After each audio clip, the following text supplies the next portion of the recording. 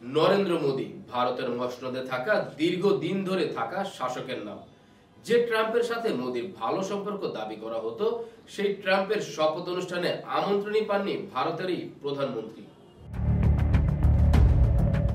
যুক্তরাষ্ট্রের নতুন প্রেসিডেন্ট হিসেবে 20 জানুয়ারি শপথ নিতে যাচ্ছেন ডোনাল্ড ট্রাম্প। এই শপথ অনুষ্ঠানে আমন্ত্রিত অতিথিদের তালিকায় স্থান পেয়েছেন আন্তর্জাতিক সম্প্রদায়ের অনেক নেতাই।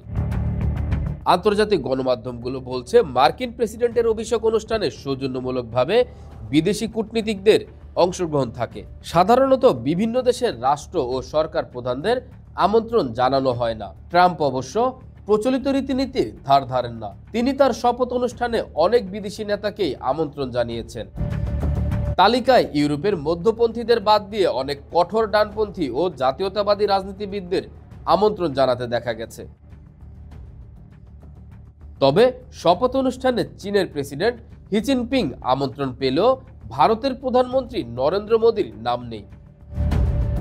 ট্রাম্পের শপথ গ্রহণ অনুষ্ঠানে আমন্ত্রিত অতিথিদের তালিকায় ওপারের সারিতে ইতালির প্রধানমন্ত্রী জর্জিয়া মেলোনি এবং আর্জেন্টিনার প্রেসিডেন্ট জেভিয়ার মিলের নাম রয়েছে।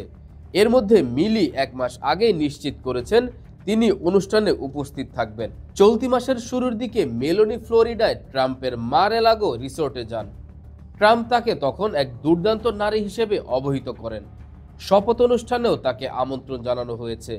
রুশ প্রেসিডেন্ট পুতিনের প্রশংসাকারী হাঙ্গেরি প্রেসিডেন্ট ভিক্টর অরবানও আমন্ত্রণ পেয়েছেন। তবে অরবানের কার্যালয় থেকে হাঙ্গেরির সংবাদ মাধ্যমগুলোকে জানানো হয়েছে তিনি ওই অনুষ্ঠানে থাকতে পারছেন না।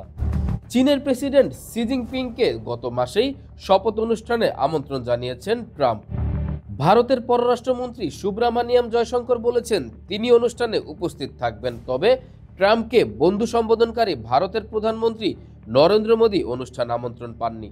শুক্রবার পররাষ্ট্র মন্ত্রণালয়ের সাপ্তাহিক ব্রিফিংয়ে এই বিষয়টি নিয়ে প্রশ্ন করা হলে মুখপাত্র রণধীর জাসওয়াল বিষয়টি এড়িয়ে যান।